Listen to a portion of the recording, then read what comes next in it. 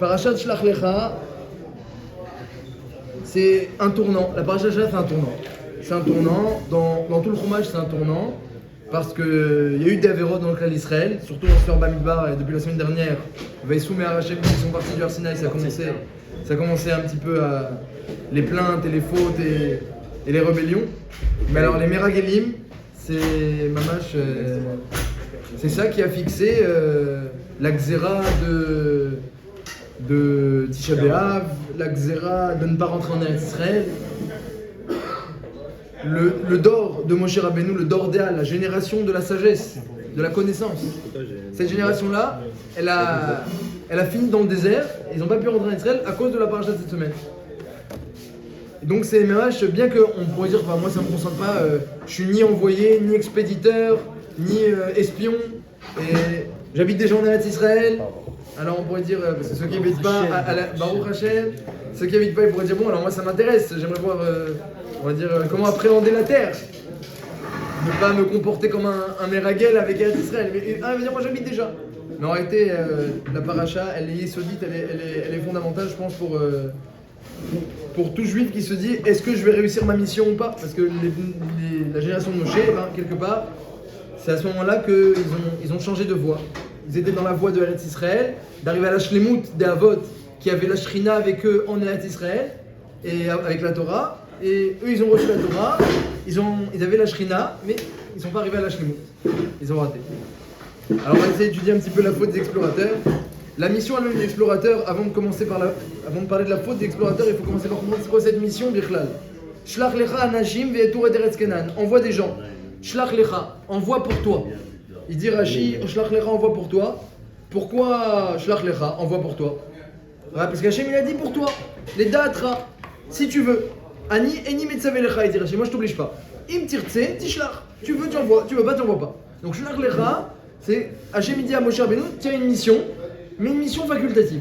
C'est une première dans la Torah. Dans la Torah, il n'y a pas des choses facultatives. C'est ou une mitzvah, une obligation, ou une avéra, un interdit. Mais là, une mitzvah facultative, des rabbanan, on pourrait trouver, mais des oraïta, c'est une première. Donc là, Hachem il dit, écoute, si tu veux, tu envoies. Et Moshe Rabbeinu, Bémet, comme c'est marqué dans Parashat Varim, là-bas, la Parashat Varim, dans le Sefer Varim, elle relate encore une fois la Parashat Shera dans un autre nossar, dans d'autres mots. Et là-bas, c'est marqué que Moshe Rabbeinu était content. Vaïtav Be'enai. C'était bien à mes yeux cette mission-là. Ça a très mal fini. Mais lorsqu'ils m'ont proposé, c'était bien à mes yeux. Alors, qu'est-ce qui s'est passé? Comment ça s'est déroulé? Donc Hachem, il a dit, moi, je t'oblige pas. Moshe Rabbeinu a dit, écoute, moi j'ai envie. Donc, il choisit 12 hommes. Ish Echad, un homme par tribu, un homme par tribu. Alors la Torah, elle donne les noms. La tribu de Reuven, Shamoua ben Zachour, la tribu de Shimon, Shaphat ben Khori, etc. Les Midrashim, le Zohar, ils trouvent des Remazim dans chaque nom, le nom du fils, le nom du père. Comment c'était déjà dans le nom de chaque espion, il y avait déjà la Avera qu'il allait faire à la racine dans son nom. Mais ça, c'est une fois, j'en ai parlé il y a 2 ans. Alors, à Kol Panim, il y a par contre un truc intéressant. Donc, dans les 12 espions, 12 explorateurs envoyés qui ont été choisis par Moshe Rabbeinu, il y en a 2 qui n'ont pas fauté. C'est qui? C'est Caleb ben Yifouné et Hoshea ben Nun. Dans la tribu de Ephraïm, Hoshea ben Nun. Et chose intéressante, la Torah nous précise que Moshe Rabbeinu, lorsqu'il les a envoyés, eh bien, Vaikra Moshe le Hoshea ben Nun Yoshua. Il a fait Shinui Hashem, il a changé le nom de Hoshea, il s'appelait Hoshea ben Nun. Il a dit maintenant tu vas t'appeler Yoshua. Pourquoi? Dit Rashi, Yoshua, ça veut dire, il a rajouté un Yud, Kashem, Ka, Yoshiacha te sauve. Hoshea, ça veut dire sauver. Yoshua, Kashem te sauve. Et Rashi dit Kashem te sauve des explorateurs. Donc depuis le début, Moshe Rabbeinu, il est très content de la mission, il envoie. Hachem lui dit facultatif. Moi j'aurais eu peur, Hachem me dit si tu veux, tu veux, tu veux pas, tu veux pas, j'aurais eu peur. Moshe Rabbeinu il envoie, mais attention, il fait déjà Shinui Hashem à Yoshua. Bémet, Bisroudze, Yoshua n'a pas fauté. Alors Moshe Rabbeinu leur dit. C'est Moshe qui lui a changé le nom? Moshe Rabbeinu, il a changé le nom de Hoshea à Yoshua. Et dans l'histoire, on va continuer à envoyer des explorateurs. Alors doucement, doucement, léat. Vous parlez de ensuite. Voilà. Bémet, On va beaucoup parler aujourd'hui de la Haftarah de cette semaine, qui parle aussi des explorateurs que Yoshua lui-même a envoyés. C'est très intéressant, le lien entre la paracha et la Haftarah cette semaine. Sûrement que chaque semaine, il y a des liens intéressants, mais cette semaine, Bedavka, je suis tombé sur quelque chose, donc j'ai été maillé un petit peu. Alors, avant d'arriver à la Haftarah, commençons par Yoshua. Donc il a eu un Shinui Hashem. En ce qui concerne Kalev, qui est le deuxième qui n'a pas fauté, c'est les deux seuls qui sont rentrés en Israël dans tout le Dor, ça m'a fait dans le Dor plusieurs fois, qu'il n'y a que Kalev et Yoshua qui pourront hériter de Israël. En ce qui concerne Kalev, c'est marqué que va y avoir à Hebron. Il est parti à Hebron. Et le Midrash, Rashi rapporte que Kalev aussi, eh bien, il a eu peur aussi de ce qui allait se passer. Ils ont tous senti qu'il y avait quelque chose de bizarre et de dangereux dans cette mission. Moshe Rabbeinu il fait Shinui Hashem, et Kalev il va à Hebron. Et qu'est-ce qu'il y a à Hebron? C'est là où sont enterrés Abraham, Yitzhak et Yaakov, avec leurs Marat Amarpela, avec leurs épouses. Et Kalev il est parti, Mishtatea, il s'est prosterné, c'est marqué dans Rashi, il s'est prosterné, il a prié de tout son cœur, hâte qu'il a senti qu'il peut aller dans la mission maintenant, fort de sa prière. Et bien, il n'a pas fait. Donc on voit que Yoshua et Kalev, eh bien, ils ont réussi à être sauvés de ce qui allait se passer. Alors évidemment, il y a plusieurs choses à comprendre. C'est comment c'est possible. Kulam Anashim Raché Ben Israël Ema. On ne parle pas de rigolo, on parle Anashim, des gens qui étaient mamash des tzadikim, comme il dit Rashi. Beota Sha'a, lorsque Moshe Rabbeinu les a choisis, Moshe Rabbeinu n'a pas choisi des gens qui étaient comme ça suspects, il a pris des gens kshérim, des gens tzadikim, Bene Moshe, Bene Kol Israël, Alpi Hashem, c'est marqué. Alpi Hashem, le Midrash dit, Moshe a demandé sur chacun, je peux l'envoyer? Hashem dit oui, tu peux l'envoyer. Je peux l'envoyer? Oui, tu peux l'envoyer. Donc il y a eu vraiment, même si Hashem n'a pas ordonné la mission à la base, mais mamash, il y a eu ils se sont concertés, il y a eu un choix des tzadikim, et pourtant c'est la plus grande marpéra, la plus grande dégringolade, parce que même le veau d'or, à un certain niveau, c'était pas, bien que Sarum Maher Midaderer, la Torah elle dit que c'est aussi, ça s'est passé sous forme de dégringolade aussi, le veau d'or, c'était très rapide, Sarum Maher. Mais comme elle dit la Gemara dans Vodazara, eh bien le veau d'or, Beikaron, il y a le Erev Rav qui l'ont fait. La faute, la culpabilité des Béné Israël, elle est tout à fait relative, dit la Gemara dans Vodazara. Tous ceux qui disent que le Béné Israël a fauté dans le veau d'or et Noé la Torah, ils se trompent. C'est-à-dire que c'était une faute très légère. Et ceux qui ont fait concrètement le veau d'or, c'était le Erev Rav. Et dans les Béné Israël, il n'y a eu que 3000 qui ont participé plus ou moins, un petit peu. Donc la faute du veau d'or, elle est relative. Mais, eh bien, ils ont reçu la Torah, Moshe Rabbeinu après, ils ont reçu la Torah après. Mais les Meragelim, il n'y a pas eu de Takana. Ils ne sont pas rentrés en Israël, ils sont tous morts dans le désert. Oui. Donc c'est la faute grave du clan Israël, les Meragelim. Oui, mais c'est une faute bizarre. Ils disent je veux pas rentrer en Israël et leur mission c'est vous rentrerez pas en Israël. Bon, vous pouvez dire, c'est mesure pour mesure. Non, vous veulent pas. Ah, parce qu'après ils ont regretté. Quand après ils ont compris qu'il y a eu une taout, il y a eu une erreur, et que Hachem il n'était pas du tout il n'avait pas l'intention de leur faire quoi que ce soit de mal. Parce qu'au début ils ont cru, Bessina tout à nous, et on va se faire. Lorsqu'ils ont compris leur erreur, et qu'après même ils ont voulu monter, Hachem, mon cher ami, ça n'allait pas combattre. Ils sont partis combattre, et ils se sont fait tous tuer, ceux qui sont partis. Alors, Alcool Panim, il y a une grande mapera, il y a une grande dégringolade, c'est des gens de Sadikim, il y a quand même, bien que c'était pas une obligation, ils sont dans la misguérette, ils sont quand même ils sont dirigés par Moshe Rabbeinu. Ils font pas les choses d'eux-mêmes. Le veau d'or, c'était dirigé par n'importe qui. C'était 2 magiciens d'Égypte qui ont lancé l'histoire du veau d'or. Donc, évidemment. Mais là, c'est Moshe Rabbeinu qui fait cette mission-là. Et pourtant, quand même, dans le cadre de la mission de Moshe Rabbeinu, quand même, il y a une grande dégringolade. Hachem a été très makpid. Les 12 Meragelim, ils ont une mort atroce, Vassov. Les 10, pardon, Khazak. Les 10 Meragelim, donc les 2, non, ils sont rentrés en Israël. Et le peuple qui a pleuré et qui a cru aux 10, parce qu'il y a quand même la majorité, donc ils ont cru. Et ils ont pleuré, ils se sont plaints d'Hachem et d'Eretz Israël. Hachem les a punis. Donc une grande dégringolade. Donc comprendre un petit peu qu'est-ce qui s'est passé. Toujours, qu'est-ce qu'il y avait avant, comment était le matzav avant, et qu'est-ce qui s'est passé après. Comment dans le cadre de la mission de Moshe Rabbeinu, on peut arriver à une telle chute. À part ça, la notion de les da'atra, envoie si tu veux. Hachem dit envoie si tu veux. Et Moshe Rabbeinu, je veux.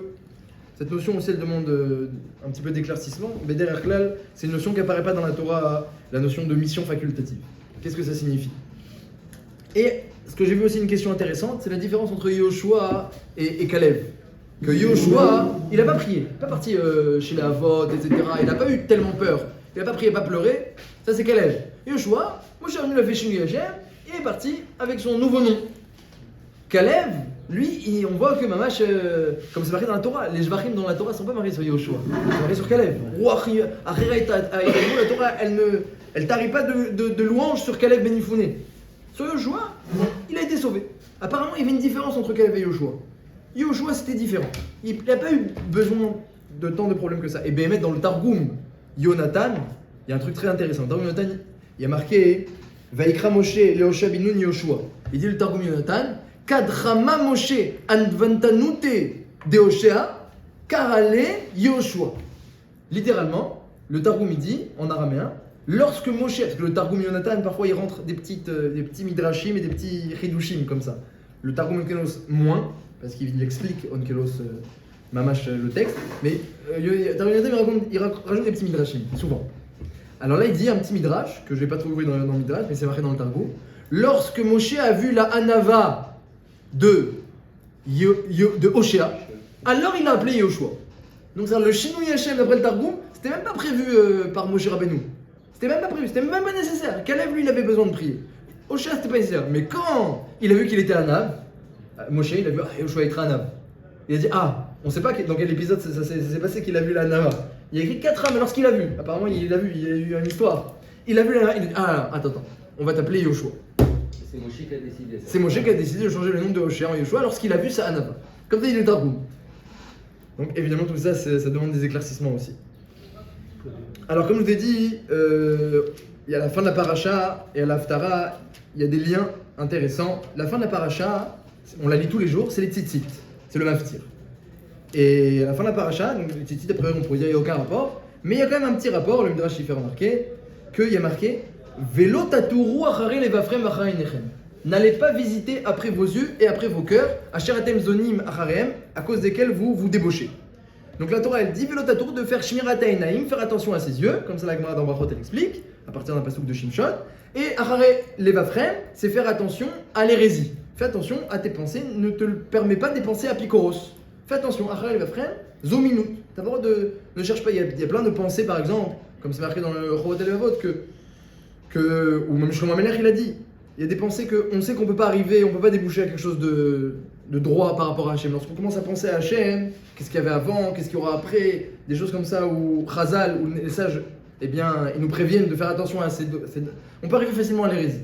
Parce que dès que tu parles d'Hachem, alors que toi tu es un être humain avec un sérel limité, que tu commences à parler de l'illimité, alors il y a ce que Chachamim nous dit on a le droit de parler, il y a les machalim qu'on a le droit d'utiliser, puis il y a des domaines où Chachamim dit fais attention. Tu commences à réfléchir qu'est-ce qu'il y avait avant Bereshit, par exemple c'est un exemple. Ou qu'est-ce qu'il y aura après, ou qu'est-ce qu'il y avait avant, ou Hachem, comment, voilà, tout ça. C'est des questions que Ram dit ça, c'est fais attention à l'hérésie. Et il y a Achare Nechem, fais attention. Et tout ça dans un ossar, dans un langage de Velotaturu, ne va pas visiter, qui est le même mot que le début de la paracha. Shlach lecha anashim veyaturu, envoie des hommes qu'ils aillent visiter. À la fin de la paracha, le paragraphe des tzitzit, Velotaturu. Bon, il n'y a aucun rapport, mais c'est quand même le même mot au début de la paracha et à la fin de la paracha. Donc ça demande un petit peu des explications. Et alors, l'Haftara, comme d'habitude, ce qui est lié à la paracha, elle parle des explorateurs aussi. Donc c'est marqué dans Sefer Yehoshua qu'il y a eu des explorateurs qui ont été envoyés. Alors c'est marqué comme ça, Vaishar Yehoshua bin Nun, donc on est dans la Haftara de la paracha de cette semaine. Yehoshua, lorsque lui ensuite il a voulu, parce qu'ils sont pas rentrés en Eretz Israël du coup, à cause de la Vera des explorateurs de leur Lashon Hara, ils ont raconté les explorateurs du Lashon Hara sur Eretz Israël, et donc tout le monde a pleuré, les a crus et a été puni de ne pas rentrer. Donc finalement l'entrée en Eretz Israël a été repoussée de 40 ans, entre guillemets, 38 ans, et c'est Yoshua qui rentrera avec Caleb et la génération d'après, puisque cette génération n'aura pas le mérite de rentrer en Israël, et Moshe Rabbeinu non plus n'aura pas le mérite de rentrer en Israël. Il le savait ça déjà, Moshe, qu'il rentrerait pas? Oh, Nachon, il le savait, il y avait eu déjà des prophéties de Eldad ou Medad, Bamachane, on va peut-être parler de ça aussi. Excusez-moi, j'ai une question. Tout à l'heure, tu as mis en parallèle la faute du Vaudor et l'entrée dans des Marek. J'ai dit que la Gemara dans Vodazara, elle dit que la faute du Vaudor, celui qui dit que les Israéliens ont fait une Avera, il se trompe, c'est-à-dire que c'était une faute légère, alors que les Maragelim, ça a l'air que c'est une faute Ramour. Ce que je ne comprends pas, c'est que on dit qu'il n'y a que très peu de personnes qui ont voté au Vaudor, pourtant on en paye encore les conséquences. Ouais. En revanche, les Meraglim, c'est que la génération qui Alors on paie encore. Le 9 av, c'est marqué que ça a été fixé. Hachem il a dit vous allez pleurer pour rien le 9 av, vous pleurerez à toutes les générations. Oui, d'accord. Donc le 9 av, Beikaron, c'est à cause des Maragelim. Je suis d'accord. Alors que le Vaudor, qu'on dit qu'il y a une capara baisée, Vous avez dit la semaine dernière, l'autre fois, qu'en fait on avait atteint le niveau d'Atamarchim avant la faute. Voilà, donc ça veut dire que. On paye, la conséquence est beaucoup plus grave. Je suis pas sûr. Parce que ne pas vivre à l'époque de Damarishon, c'est une chose, mais ne pas rentrer en Israël, qui était le but de la sortie Mais d'Égypte. c'est leur génération qui le paye, pas la nôtre. Oui, non, Ah, les je veux dire, personnes d'après moi, les conséquences de la faute du veau d'or, elles sont beaucoup plus légères que les conséquences des Meraglim. Ouais. Et quand on dit qu'on paye, alors c'est un chelek katan katan. Il y a un chelek katan katan dans chaque punition, un chelek katan katan qui vient réparer la faute du veau d'or. Et même eux, les Bnei Israël, ils n'ont pas eu une grande conséquence. Et, Hachem, il était énervé. Qu'est-ce qu'il a dit Hachem? Il a dit, c'est des idolâtres. C'est ce qu'il a dit Hachem. Il a dit, ils ont la nuque raide. Voilà tout ce qu'il a résumé du veau d'or, ils ont la nuque raide. Il n'y a pas eu de punition, ils ont la nuque raide. Alors que les Meraglim, alors là, ça y va. Hein. Non, mais là, ils sont quoi? Il y a eu c'était un petit peu têtu. Là, il n'y a que les Nessim qui sont partis. C'est pas tout le Alors le problème, c'est quand ils sont revenus, ils ont raconté la Shonara. Les autres ont écouté, ils ont cru, ils ont tous pleuré, ils ont dit Hachem il veut pas du bien, et la terre Israël c'est une catastrophe, et au final toute la sortie d'Égypte à quoi ça sert, et ils ont tout remis en question, ils ont pas eu Emouna, ils ont tout remis en question. Et ils ont cru la Shonara, et comme il dit Rachel de la paracha, tu vois la gravité de la Shonara. Tu vois que la Shonara, s'il n'y avait pas eu la Shonara, s'ils avaient pris exemple sur Myriam qui a été punie de lèpre lorsqu'elle a parlé sur Moshe Rabbeinu, dit Rachel de la paracha, il n'y aurait pas eu tout ça. Des fois la Shonara, c'est ça qui fait tout dévier. C'est terrible la langue, c'est terrible. Ils faisaient attention à Shmirat Halasha. C'est qu'une conséquence du fait d'avoir exploré. Oui, alors c'est vrai que le Lachon Hara ici c'est la cible, mais souvent c'est comme ça. Souvent il y a un problème de fond, et à cause du Lachon Hara, c'est le problème de fond il surgit. Là, c'est vrai que le Lachon Hara c'est quelque chose qui fait surgir les problèmes de fond. C'est vrai. À Kol Panim, la Haftara, elle raconte que Yoshua, il a envoyé deux explorateurs, donc 38 ans plus tard. Juste après 3 jours après la ptira de Moshe Rabbeinu, ça s'est passé. Dès qu'ils ont fini le deuil, alors Rachid dit 3 jours, il y en a qui disent 7 jours, mais Rachid dit qu'ils n'ont pas attendu la fin du deuil. Comme Chané. En tout cas, juste après la mort de Moshe Rabbeinu qui vient Rol, eh bien, ils ont envoyé des explorateurs, Yoshua. Ils ont envoyé 2 explorateurs. Les 2 explorateurs, il n'y a pas écrit leur nom dans la paracha, mais c'était Pinchas et Kalev, le Midrash y rapporte. Et là, l'exploration s'est très bien passée, ils ont vu par où ils devaient rentrer, ils ont rencontré Rachav, elle les a aidés, après elle s'est convertie, elle est devenue une grande sadéquette, et... Ouais. Et Al-Kol Panim, le chidouche dans la paracha, c'est dans l'Haftara, c'est que le Midrash, et comme ça c'est machement dans l'Haftara elle-même, mais dans le Midrash aussi, c'est marqué Mefourash, il fait des éloges sur les explorateurs. Comment c'est grand, le fait, les espions pour le clan d'Israël, les explorateurs, et leur mérite, et grâce à eux on est rentré en Israël. C'est-à-dire dans la paracha, on voit que l'exploration de Moshe Rabbeinu c'est une catastrophe sans nom, avec des conséquences irréversibles. Et lorsqu'on est dans l'Haftara, il y a des éloges sur les explorateurs. Alors il y a marqué comme ça, c'est marqué Veishla Yoshua bin Nun minashitim shneim anashim meraglim cheresh les morts lechou reu et taret vetirichou. Ils ont envoyé 2 meraglim cheresh. Rachid dit c'est quoi cheresh? 2 meraglim cheresh. Et à partir de là le Midrash parle. Cheresh, Rachid dit 2 explications. Première explication, cheresh, ça veut dire sourd muet. Un cheresh c'est un sourd muet. Comme ça dans le lachon de la Mishnah, cheresh c'est sourd muet. Cheresh shotev et katan. Et cheresh ça veut dire qu'ils se sont fait comme des sourds muets, très discrets, comme faites semblant presque que vous êtes sourd muet, comme ça on vous embête pas. Comme ça a l'air dans Rachid. Faites semblant que vous êtes comme des sourds muets, vous embête pas. Deuxième explication amène Rachid, cheresh, ça vient du mot cheres, qui veut dire des vendeurs d'argile. Ils sont venus avec des pots, des cruches d'argile. Et donc ils étaient comme des sorarim, des vendeurs, ceux qui intéressaient, qui veulent des pots, des cruches d'argile, des pots, des verres, une tasse en argile, tout d'argile. Tu viens acheter, ça coûte rien, l'argile ça coûte rien. Le reste, c'est de la terre cuite. Donc ils se sont fait donc, tout le monde est au monde, des vendeurs d'argile, tu vois pas. Qu'est-ce qu'on a besoin de leur parler? En plus ils entendent pas très bien, on comprend même pas qu'est-ce qu'ils veulent. Donc ils se sont fait très discrets. Comme ça, alors il est marqué dans le Midrash, viens voir combien c'est grand, Shluchim Mitzvah. Les envoyer pour une mitzvah, combien c'est grand? Regarde, les shluchim de Yoshua, combien la Torah les Meshabachatoto, le Haftara les Meshabachatoto. Alors le Midrash il ramène plusieurs preuves. Il y a plusieurs preuves que Shaliach Mitzvah, En Lecha Davar Gadol Mizeh. Il n'y a pas une plus grande chose que Shaliach Mitzvah. Comme le Midrash il a l'air de dire, c'est le top, c'est Shaliach Mitzvah. Et plusieurs preuves. Première preuve, c'est le fait que celui qui est Shaliach Mitzvah, il est dispensé de toute la Torah. C'est extraordinaire. Normalement, un homme il est capable de faire toute la Torah. Non, Shaliach Mitzvah non. Shluchei Mitzvah Pturim Minasuka. Cholim ou Meshamshem Pturim Minasuka. Celui qui sert le malade, donc il s'occupe, l'infirmier qui s'occupe du malade, même que le malade il est pas tour, l'infirmier aussi. Et Shaliach Mitzvah il est pas tour Minasuka. La Gemara explique, c'est pas seulement la Souka, aussi du Kriyat Shema. Parce qu'il y a écrit Beshivtecha bevetecha, Uvlertecha baderer dans le Kriyat Shema. Uvlertecha baderer. Lorsque tu vas dans ton chemin, tu dois faire Kriyat Shema. Donc quelqu'un il va dans son chemin où tu vas jouer au travail. T'as fait Kriyat Shema? Non. Ah bah fais Kriyat Shema. Même si, parce que c'est ton derrière à toi. Mais si tu vas aller dans le derrière d'Hachem, parce que tu es chez les Ramziat, tu n'es pas tour de Kriyat Shema. Et celui qui est en route pour la mitzvah, alors il est pas tour de Souka. Et la Gemara, Tosfot, Rachid, Tosfot, ils disent que attention, c'est quoi pas tour minasuka? C'est pas seulement quand tu marches que t'es pas tour minasuka, parce que ça, quelqu'un même qui va pas pour une mitzvah, lorsqu'il marche dans la rue, il est pas tour minasuka. Si quelqu'un il est en train de faire une randonnée, Nagid, et il va marcher pendant 7 heures, il sait pendant 7 heures, pas pour une mitzvah, pour tioul, pour plaisance. C'est-à-dire qu'il est pas tour minasuka, il peut manger dans sa randonnée sans problème, parce que t'es jvou ken tadourou. Faut manger dans la souka à la place de ta maison. Mais si de toute façon tu comptais manger dans le sadé, dans la route, dans la randonnée, alors tu n'es pas chayav de souka. Alors c'est quoi le chidouche de Rachid Tosfot de Shaliach Mitzvah? Alors ils sont en chemin eux aussi. C'est qu'ils sont pas tour minasuka le jour et la nuit. Le jour lorsqu'ils marchent, ils sont pas tour. Et même lorsqu'ils se reposent, ou là ils vont dans une auberge, ils vont s'allonger, ils sont dans une maison, sur le chemin, ils sont pas tour. Tosfot tu demandes pourquoi ils sont pas tour? Parce qu'ils ont besoin de bien se reposer, explique le Korban Natanel, ils ont besoin de bien se reposer pour faire la mitzvah. Donc regardez comment c'est grand. Quelqu'un qui est envoyé pour une mitzvah, lorsqu'il va dormir le soir, non, tout le monde est dans la souka, imaginez, tout le monde est dans la souka en train de fêter Soukot. Et lui il dit attends, je vais me reposer, si je cherche une souka, parce qu'il peut trouver une souka dans la ville, il peut, hein. Il aurait pu trouver une souka. Mais s'il va trouver une souka, ça va être plus difficile ensuite. Le lendemain, il va être un peu fatigué. Je vais dormir 1 heure de moins, 2 heures de moins, le temps de trouver une souka, je vais être plus fatigué. Comme ça, le Korban Natanel, il explique le spot. Donc, il est pas tour le soir, il fait pas Soukot, il va dormir dans l'auberge qu'il a trouvé la plus proche pour être en forme. Donc regardez combien c'est grand. Un Shaliach Mitzvah, même pas quand il est en train de faire la mitzvah, parce que là on parle par exemple, il allait racheter des prisonniers, par exemple, ou qu'il allait étudier dans un Beth Midrash. Il va dans un Beth Midrash dans un autre pays, ou dans une autre ville, où il va racheter des prisonniers, où il va faire une mitzvah, il va être Mekabel Pnei Rabo. Voilà l'exemple que dit Tosfot. Il y a son grand rave, Rabbi Yochanan, un grand rave, qui arrive, Rav Yosef, il veut aller être Mekabel Pnei Rabo. Donc il doit marcher pendant 7h, 8h, 10h. Bah, c'est pas grave, tu rates la mitzvah de Souka. Mekabel Pnei Rabo par Regel. Même le premier soir.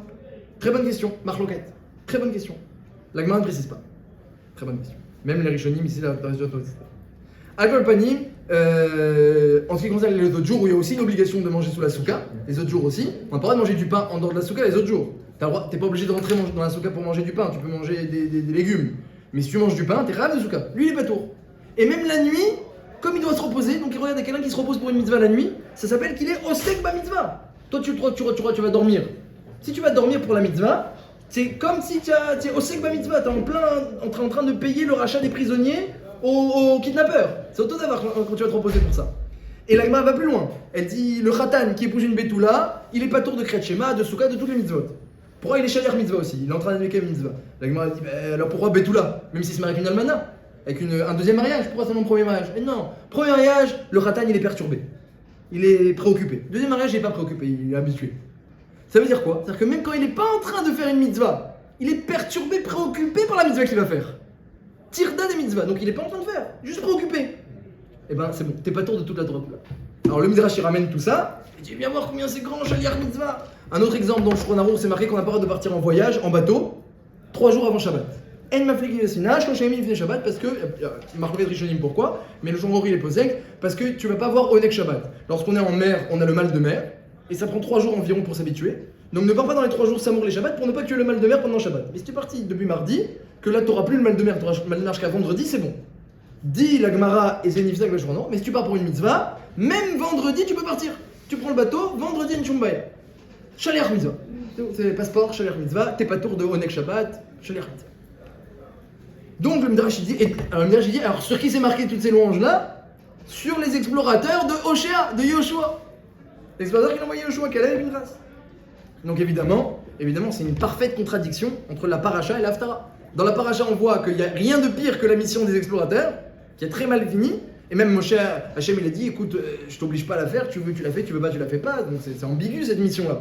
Et dans le Haftara, on dit, Shaliach mitzvah, les explorateurs, un espion, un meragel, un explorateur, un envoyé.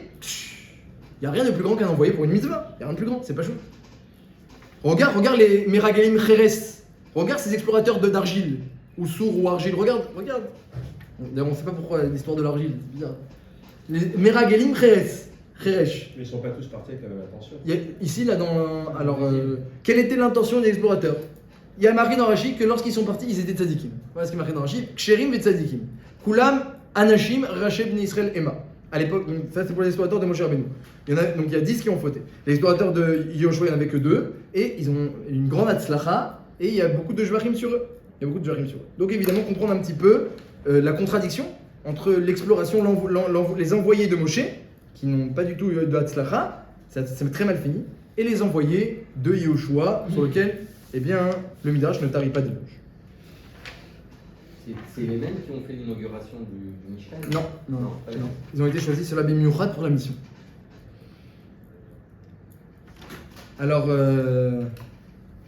les Hashem, pour répondre à toutes les questions, on peut faire un petit résumé des questions. On a dit comment il y a eu une tellement grande dégringolade dans la Misgueret, dans le cadre de la mission de Moshe Rabbeinu. On a demandé quelle différence entre Yoshua et Kalev. Que Yoshua, il a eu un petit chinouille Hachem, comme ça. Il a vu la Hanava de Yoshua, il lui a changé son nom. Et Kalev, il a dû aller à Hebron, Marat Marpella, prier. Hein, quand quelqu'un il va au mur de lamentation ou à Marat Marpella chez la vote, c'est qu'il a une grosse demande à faire à Hachem. Hein, on sait, c'est comme ça aujourd'hui le minag. C'est peut-être de là que ça vient. J'ai vu dans les poskim, il ramène comme exemple Kalev. Quand quelqu'un a une grosse demande à faire à Hachem, il doit aller au Kivret Tzadikim ou au mur de lamentation. Bon, à l'époque, il n'y avait pas le mur, donc il y avait Kivret Tzadikim. Et pour Yoshua, allez, hop, on change le nom et c'est bon. Et pourquoi? Parce qu'il a vu sa Hanava. Alors il a changé son nom. Donc on a demandé cette question, de comprendre la différence entre Yoshua et Kalev, et cette histoire de Hanava. On a demandé c'est quoi cette mission Hachémidi facultative, tu veux, tu envoies, tu veux pas, bah t'envoies pas. Et on a demandé la stira entre la Haftara et la Paracha, et le rapport avec Velo Tatourou Achel Vafrem Achaïdel.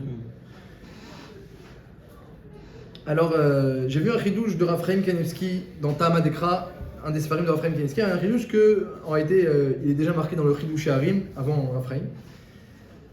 Au sujet, on va partir de là, au sujet du nom des explorateurs de Yoshua, Meragelim Cheresh, les explorateurs qui vendent des pots d'argile. Tu lis comme ça l'Haftara, tu écoutes l'Haftara, Meragelim Cheresh, c'est un détail, ils vendaient des pots d'argile, c'est un détail. Ou Rachid dit Cheresh, faites-vous comme des sourds-muets. C'est le même mot Cheresh et Cheres, c'est un détail. Alors le Chidouche Harim il dit que c'est pas du tout un détail. Et en réalité, la Torah, en un mot, elle nous dit Meragelim Cheresh. Lorsqu'elle nous dit voilà ces Meragelim, elle nous explique comment ils se sont différenciés et démarqués des explorateurs de la paracha. En un mot. C'est quoi un objet, un cli, un ustensile en argile? Quels sont ces halachot? Donc il y a dans la Torah des halachot sur chaque objet, chaque ustensile, dans toute la Torah. Eh bien, on peut étudier tous les objets de la Torah. Hein. Il y a marqué qu'un Talmid Chacham, il ne marche pas 4 amot sans étudier. Comme ça, c'est marqué dans la Gemara dans Sota, Daf Kaf Alef. Alors, le Pshat Pachout, c'est qu'il fait des Chazarot tout le temps. Il connaît tellement de Torah qu'il peut faire des Chazarot. Mais Rav Wolbe, il dit, pas obligé de dire comme ça. Talmid Chacham, il connaît tellement de Torah que chaque chose qu'il voit, il sait l'analyser d'après la Halachot. Il dit, ça, c'est ce siman-là du Shulchan Aruch, ça, c'est Maseret Taharot, ça, c'est cette Mishnah-là. Chaque chose, il connaît les dinim. Il arrive dans un endroit, il dit alors attends, les fenêtres sont ouvertes, les portes sont ouvertes, il est dan, est-ce que ça s'appelle 2 pièces, il est pas chayav de répondre au Kaddish, ou ça s'appelle une seule pièce, avec la pièce d'abord, et il est chayav de répondre au Kaddish. Chaque chose, vous voyez, c'est joli cette baie vitrée. Lui, il voit Maseret Yerouvin, Daf Tzadik, Aleph Hamoud Bet. Il comprend les choses différemment. Alors, Cheresh, un kli, eh bien, il y a marqué dans la Torah que la matière brute, elle n'a pas d'importance tellement dans la Torah.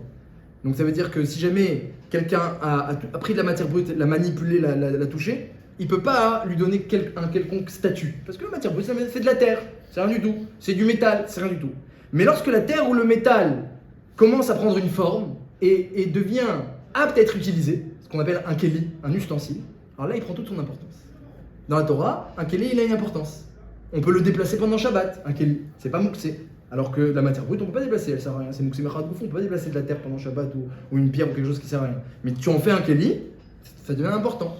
Un keli peut être mekabel touma, quelqu'un d'impur qui touche un objet.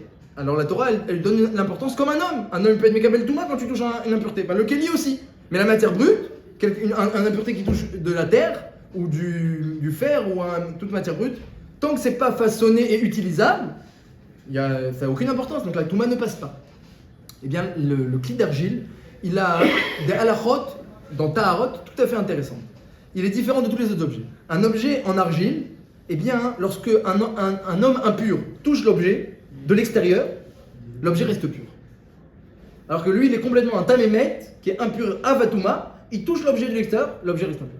Il rentre la main dans le kli, l'objet devient impur. Donc en d'autres termes, c'est une Mishnah, kli cheres eno mitame migabo et la mitocho. Il ne reçoit pas d'impureté de l'extérieur que de l'intérieur. Première chose intéressante. Deuxième chose intéressante, tu veux tremper le kli, il était impur, tu veux le tremper au mikvé. Tous les kelim peuvent se tremper au mikvé. Donc imaginez à l'époque du Beth Amikdash, tu as ton couteau, tu vas le faire Korban Pessah, tu mets le couteau au Beth Amikdash, tu dis attends mais mon fils, mon bébé, il a touché le couteau. Et un bébé toujours il joue avec des jeux d'impureté, il a dû le rendre impur. Je vais aller le tremper au mikvé. Tu trempes au mikvé le couteau, il devient pur. Tu peux aller au Beth Amikdash faire ton Korban Pessah. Les autres Bekarov. Mais un objet en Kheres, un ustensile en argile, ne peut pas être trempé au mikvé. Il devient impur, c'est fini. C'est pas pour ça justement qu'on nous rendait impur que si on mettait la main à l'intérieur. Est-ce que c'est pour ça Est-ce que c'est pour ça? Alors, on va voir pour l'instant l'explication du Chidushei Harim de Raphaël Kanevsky sur ça. Dernier, donc il ne peut pas devenir pur, on ne peut pas le tremper au mikvé. Alors qu'est-ce qu'on peut faire? On peut que le casser. Lorsqu'il sera cassé, alors là, les débris redeviendront purs. Mais en attendant, on ne trempe pas au mikvé. Dernière halakha intéressante. Il n'est pas cachérisable. D'un point de vue pureté, impureté. Maintenant, d'un point de vue, et ça c'est encore aujourd'hui cache-route, imaginez que vous avez encore aujourd'hui à la maison des kelim en argile. Alors aujourd'hui, il y a la porcelaine qui est faite en partie, c'est un mélange de verre et de terre, d'argile. Mais à l'époque, vous avez l'argile mamache, la porcelaine, bon, mistama que c'est aussi, il y a de la rotte commune. Eh bien, le keli d'argile, lorsqu'il reçoit des bliotes, donc ça c'est encore une halakha actuelle, lorsqu'il reçoit un goût, il aspire un goût parce que quand on cuit à chaud, alors il y a des pores qui s'ouvrent un petit peu et le goût du plat il est absorbé dans le keli, eh bien jamais plus le keli d'argile ne pourra les ressortir. Ce que vous avez dit, il n'est pas cachérisable. Donc s'il y a eu du lait, il restera halavi pour tout le temps. Léolam. Il y a eu de la viande, il devient bassari. Il y a eu du treif, du pas cachère, il devient pas cachère. En malasat. Un keli en argile, une fois qu'il a la blia, il ne peut plus le ressortir. Eno yotse midofno léolam. Donc pareil, c'est comme pour la Touma Vetara. Donc des halachot tout à fait intéressant. Dit le Chidushei Harim que ces halachot, elles sont tout à fait, bien que c'est une Gzerat HaKatuv, donc un décret de la Torah, et comme on sait bien que les lois de pureté et d'impureté, il n'y a aucune logique, c'est des lois irrationnelles, mais elle a un sens très clair, dit le Chidushei Harim, elle a un sens visible, palpable. On peut très bien comprendre pourquoi. Parce que l'argile, à l'époque surtout, et même encore aujourd'hui Mistama, bien que ça se fait plus trop, l'argile à l'époque, c'est l'exemple type d'un kli qui vaut pas cher. Ça vaut rien l'argile. C'est de la terre. Il n'y a rien d'autre. Tu prends la terre, tu mets au four, ça fait de l'argile. Si tu fais comme ça, tu le façonnes, c'est un kli, c'est la terre glaise. Dès que tu mets au four, ça devient de l'argile. Donc ça coûtait rien. Rava dans la Gemara, il achetait des klis en argile pour donner à ses enfants pour qu'ils les cassent. Parce qu'un enfant ne peut se construire que s'il détruit. C'est pas le sujet aujourd'hui, mais c'est une leçon de chinour qu'il a acheté, parce que ça coûte rien, c'est même pas baldacherie, ça coûte rien, ça coûtait très peu, même pas une prota. Donc il achetait des kilim en argile. Donc l'argile ça vaut pas cher. Il a aucune importance l'argile, parce qu'il vaut rien, c'est de la terre. Tout le monde en a autant qu'il veut, il suffit juste de le mettre au four et c'est tout. On peut même des fois l'utiliser sans le mettre au four. Donc comme ça vaut rien, toute son importance, quelle est l'importance de l'argile finalement? Toute son importance, elle est ce que tu mets dedans.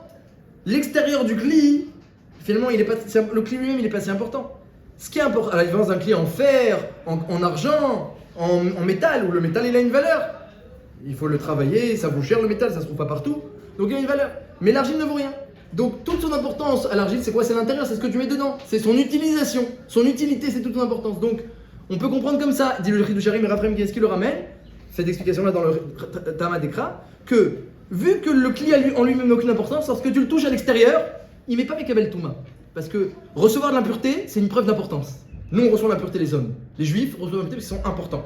Un kli, lorsqu'il est matière brute, il n'est pas important, il ne reçoit pas l'impureté. Lorsqu'il devient un kli, il devient important, il reçoit l'impureté. Mais le kli reste à l'extérieur, il n'est pas important, parce qu'il ne vaut rien. Donc tu le touches à l'extérieur, il reste or, il reste pur. Et lorsque tu mets à l'intérieur, alors là, toute son importance, c'est l'utilisation. Eh bien, il devient impur. Maintenant, tu veux le cachériser, ou tu veux le rendre pur, mets-le au mikvé. Dit le kli reste, moi je peux pas le... Tout ça c'est des explications, c'est des décrets de la Torah encore une fois. C'est des jolies explications sur les décrets, la vraie raison c'est des décrets divins. Mais on peut trouver une jolie explication sur ça. Tu veux le mettre au mikvé, il dit moi j'ai aucune importance, je peux même pas le mikvé. Si j'avais une importance à l'intérieur, à l'extérieur, comme les autres kelim, un kli en verre, un kli en verre non, parce que le verre c'est une chéla dans la Gemara, c'est pas un métal mentionné, c'est pas une matière mentionnée dans la Torah. Mais en tout cas un kli en métal, il est important, tu te trompes au mikvé, il devient pur. Moi j'ai aucune importance. Alors comment tu vas m'enlever mon impureté? Tu le casses. Pourquoi? Parce que lorsque tu le casses, alors toute son importance, c'est pas ses parois. c'est son intérieur, son utilisation. Lorsque tu le c'est plus l'intérieur. Donc de même qu'il a pris toute son impureté de l'intérieur, de l'utilisation, et d'ailleurs là-bas, tu n'es même pas obligé de toucher le cli. Lorsque tu mets à l'intérieur, est-ce qu'il faut toucher le cli? Pourquoi toucher le cli? Pour l'impur, il faut juste mettre la main dans le avir de l'intérieur. Chose qui n'est pas vraie dans les autres kelim. Donc c'est mamage, c'est médouillac. Il n'y a même pas besoin de toucher le cli. Tu mets la main dans le cli sans le toucher, il est Mekel Touma. C'est parce que son importance, c'est pas lui-même. C'est l'intérieur, c'est le avir, le halal, l'espace. C'est l'espace qui est dedans, c'est lui qui est important. Tu veux le cachériser? Moi je peux pas me cachériser, j'ai aucune importance. Casse le cli, il n'y aura plus d'intérieur, il devient taor. Ça c'est une chose. Alors, Omer Achidou Sharim, d'après ça on comprend pourquoi les explorateurs de Yoshua s'appellent des explorateurs d'argile. Pourquoi? Parce que c'est ça un envoyé. On arrive maintenant à la notion d'envoyé par cette semaine, Shlach Lecha. C'est important de comprendre la notion d'envoyé. La notion d'envoyé, et puis le Siftei Chaim dit qu'en réalité, toute la vie sur Terre, c'est une grande mission. Donc lorsque tu comprends les explorateurs de la paracha, tu comprends aussi pour toi. Donc les envoyés, les explorateurs de Yehoshua, ils sont des explorateurs d'argile, c'est-à-dire quoi? On n'a aucune importance. On n'a aucune importance. Nous, on fait ce qu'on nous demande, on fait ce qu'on nous dit. Toute notre importance, elle est le tachmish, l'utilisation à l'intérieur. C'est ça toute notre importance. On ne vaut rien. On n'a pas une importance en soi. On ne va pas commencer à se mêler. Arrête, le cli d'argile, on a dit, lorsqu'il a une blia, lorsqu'il attrape un goût, viande, lait, il ne ressort plus jamais. On ne peut plus l'enlever. Donc au total, le bon explorateur, il reçoit la mission de Moshe Rabbeinu ou de Yehoshua, la mission qu'on lui donne, et après c'est fini, il n'oublie plus, il la ressort pas. Il va pas commencer à mettre de côté, attends, on va voir les fruits d'Israël, ils sont beaux, ils sont pas beaux, et on va voir les géants qui habitent là-bas, ils sont dangereux, ils sont pas dangereux. Non. Je fais ce que Moshe il a dit. Moshe il a dit, je fais. Yehoshua il a dit, je fais. Donc il prend le goût, il s'en sépare plus. C'est ça un bon explorateur, un bon envoyé, c'est quelqu'un il prend sa mission, il s'en sépare pas, plus jamais. Et il n'a aucune importance, il se donne pas l'importance. Toute mon importance, c'est ma mission. Comme les malachim, mais c'est comme ça. Lorsque Yaakov, il s'est battu avec l'ange, il m'a dit, mais c'est quoi ton nom? Alors il lui a pas répondu, il a dit, Lamazet Ishal Lishmi. Pareil dans la Haftarah de la semaine dernière, le père de Shimshon, il a dit, c'est quoi ton nom? Les malachim à chaque fois tu vois dans le nom, qu'est-ce que tu veux avec mon nom? Qu'est-ce que tu veux? Rachid explique, c'est pourquoi les malachim à chaque fois ils se vexent quand j'ai pas de nom. Mon nom, c'est ma mission. Tu crois que j'ai un nom?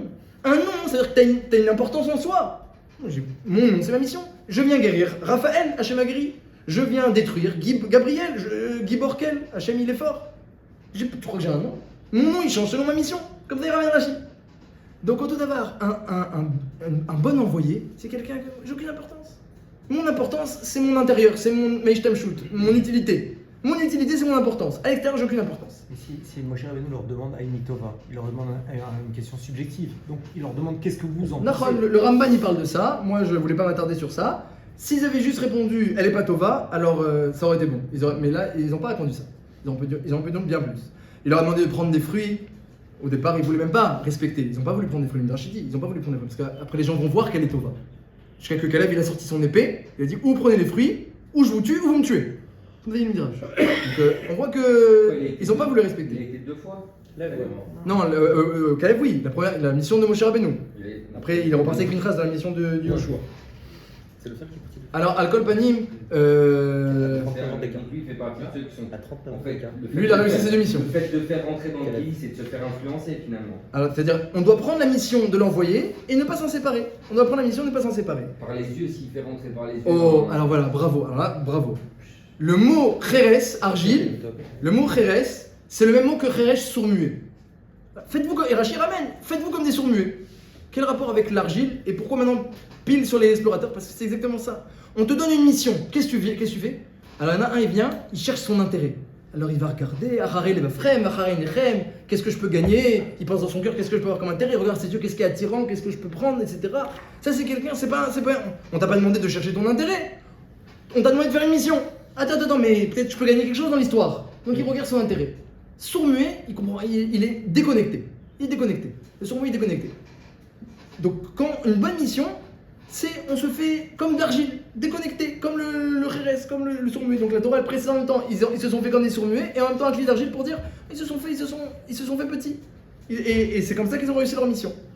Maintenant, comme on l'a dit, le Siftei Chaim dit comme on l'a dit, que c'est ça toute la vie. Toute la vie, Hachem il t'a donné une mission. Tu viens sur terre, t'as une mission. C'est évident que t'as une mission. Tous ceux qui réfléchissent 2 minutes, pourquoi Hachem il a créé le monde et pourquoi il m'a créé moi et pourquoi il me maintient à chaque instant, c'est évident que c'est pour quelque chose. Alors oui, les grandes lignes de la mission, c'est les Tariq Mitzvot, les 113 Mitzvot, Mais en réalité, chacun, on est dans une situation totalement différente de notre voisin. Donc notre mission, si on réfléchit bien, on n'a pas les mêmes midotes, on n'a pas les mêmes traits de caractère, on n'a pas la même situation, la même histoire et les mêmes forces. Donc c'est évident, même si on a tous les mêmes obligations de façon générale, qu'on a bien une mission très, très particulière. Le bon envoyé, il vient et il pense, comme ça il dit Rabbeinu Yonah. Il dit un bon envoyé, alors il pense à sa mission. Yashiv Elibo dans Sharet Shuvah. Il pense à sa mission qu'Hachem lui a donnée. L'Ishma ou Mishmarto, Toratav et Chukotav ou Mitzvotav, qui passe de façon générale par l'application de toutes les mitzvot. Velo Yefakeh Enav Zulati El Odot Shlichuto, comme ça dit Rabbeinu Yonah. Il pensera à rien d'autre que sa mission. Ou les Ketsayamim à la fin des temps, il va s'acheter Shlichuto Be'emuna, s'il a fait sa mission avec fidélité. Alors Yeshuv ou Baberina, il reviendra de sa mission, parce qu'on est des envoyés. Nous on croit que c'est ici qu'on a. Où t'habites? En réalité, on est envoyés ici, on est de passage, comme il a dit Abraham Avinu, Birvetoshav, je suis de passage ici.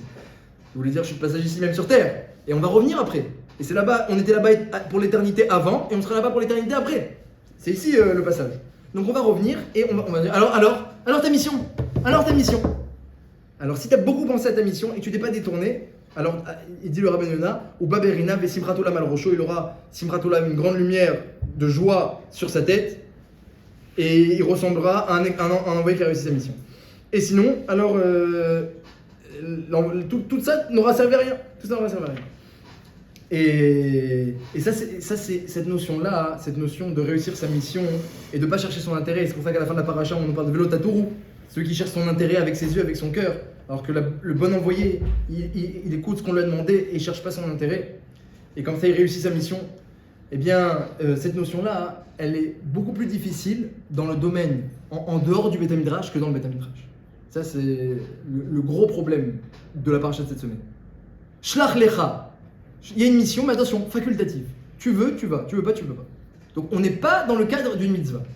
Parce que les mitzvot, elles sont bonnes en elles-mêmes. Les mitzvot d'Hachem, bien que ce sont tous des xérotes, des décrets d'Hachem, mais si tu réfléchis bien, elles sont bonnes en elles-mêmes. Benam lemakom, benam lachavero, tu es bon avec Hachem, tu es bon avec ton prochain. Elles sont bonnes. Les avérotes sont mauvaises en elles-mêmes. Donc, sauf exception, on doit s'éloigner, fuir l'avérote. Il y a des fois des exceptions où Hachem demande comme ça de combattre ou de faire certaines avérotes qui habituellement, là ça devient une mitzvah. Mais de façon générale, les mitzvot sont bonnes en elles-mêmes, on ne doit pas s'en séparer, et les avérotes sont bonnes en elles-mêmes. Donc quand on est dans le cas de la mitzvah de l'avéra, finalement, on ne te demande pas trop de faire attention, est-ce que tu es un bon envoyé, un mauvais envoyé? Moi je suis au Beth Midrash. Au contraire, quand tu es au Beth Midrash, alors essaie de profiter un maximum. Essaie de profiter un maximum, c'est comme ça que tu vas t'attacher au Beth Midrash. Tout le problème commence dans la paracha de cette semaine, lorsqu'on est dans le domaine du facultatif. Tu sors du Beth Midrash. Il n'y a plus aucun cadre. Il n'y a plus le cadre de la mitzvah. Les actions, elles sont plus bonnes en elles-mêmes et donc on peut très vite déraper. Ça, c'est le problème de la mission. Shlach lecha di Hashem, c'est facultatif. Moshe Rabbeinu commence à avoir peur. Facultatif, si c'est facultatif, chacun va faire comme son cœur lui dit. C'est comme ça qu'il va faire, il va faire selon son penchant. Lorsqu'il y a une mitzvah, lorsqu'il y a une mitzvah, alors on est protégé, chacun. Il n'y a pas trop le moyen, même si tu rentres ton cœur dans la mitzvah, au contraire, c'est encore mieux. Mets ton cœur dans la mitzvah, mets ton intérêt dans la mitzvah. Mais lorsqu'il n'y a plus une mitzvah, tu mets ton intérêt, ça peut déraper. Alors Moshe Rabbeinu, il a regardé un petit peu et il a vu que Yoshua, il a un intérêt à ne pas fauter. Et c'est ce que le Zohar dit, Bémet. Le Zohar dit, il dit que les 10 explorateurs, pourquoi ils ont fauté? Parce qu'ils ont vu que lorsqu'ils vont rentrer en Israël, ils savaient, ils vont perdre leur poste. Ils n'auront plus d'importance en Israël. Donc ils n'étaient pas intéressés à la base à rentrer en Israël. Même si c'était tzadikim et kshérim, mais ils avaient, au fond, comme ça le Zohar il dit qu'au fond, ils avaient un mauvais penchant, que si on rentre en Israël, on sera plus important. On sera plus rachou. C'est que dans la paracha juste précédente, on se plaint d'être dans le désert, il n'y a rien à bouffer, on se tape la manne, machin, on ras-le-bol. Okay, donc on se gave, on va la caille, les cailles, en gros ils en ont marre d'être dans le désert. Et là derrière, on leur dit vous allez rentrer en Israël, ben non, on voit pas. Ouais, et là, vous voulez quoi? C'est toujours comme ça, c'est qu'un homme il se plaint de ce qu'il a, mais lorsqu'on lit le changement, il n'aime pas non plus le changement. Donc, mais le RSRL, c'est très intéressant. C'est très intéressant. Au moins, on est vivant dans le désert. C'est comme ça. C'est anormal. Ouais, c'est vrai. Mais le Maasé, il y avait quand même beaucoup. C'était anaganicites. Dans le désert, c'était anaganicites. Oui, mais en réalité, je vais vous dire qu'on se plaint. Comme il dit Rachid. Rachid Mefou Rachid dit qu'il se plaignait pas mamash. J'ai entendu, moi, quand ils se sont plaints du chemin, par exemple. J'ai lu un midrash qui contredit que le chemin, que les nuées facilitaient le chemin. Que même ceux qui étaient fatigués, les nuées se mettaient comme en chaise roulante pour les avoir.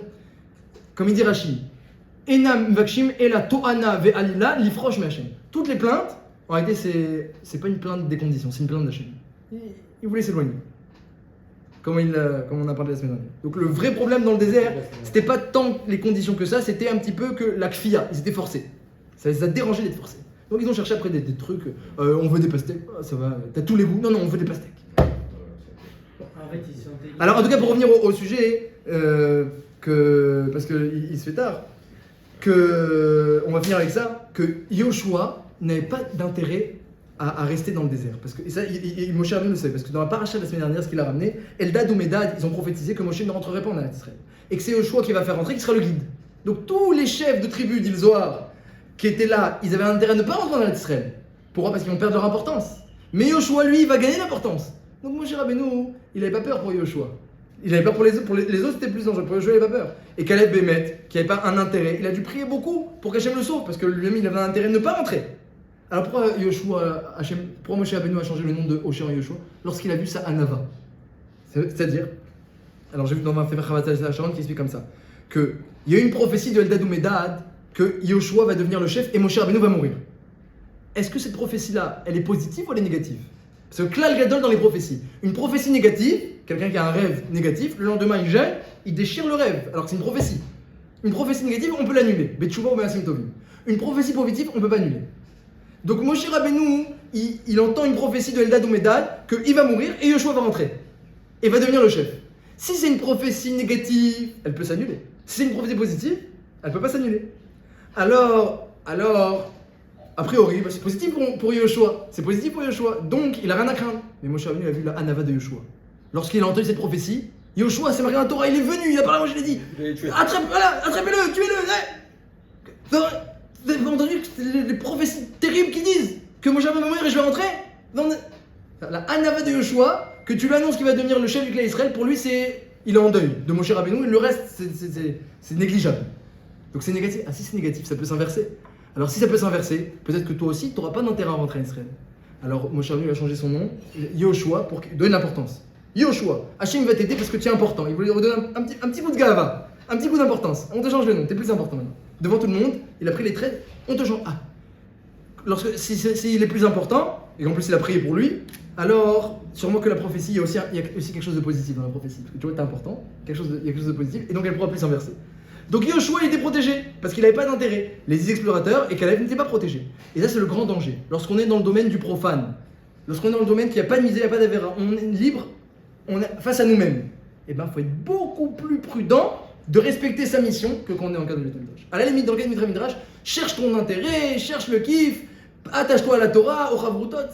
Ça c'est au contraire, plus tu mets l'intérêt, mieux c'est. Lorsque tu sors dehors et que tu dois faire ta mission et qu'il n'y a pas de cadre, alors là on peut très vite déraper. C'est ça le danger de l'exploration de cette semaine. Et le seul moyen de réussir, nous dit l'Haftara, c'est de se faire comme du Kheres.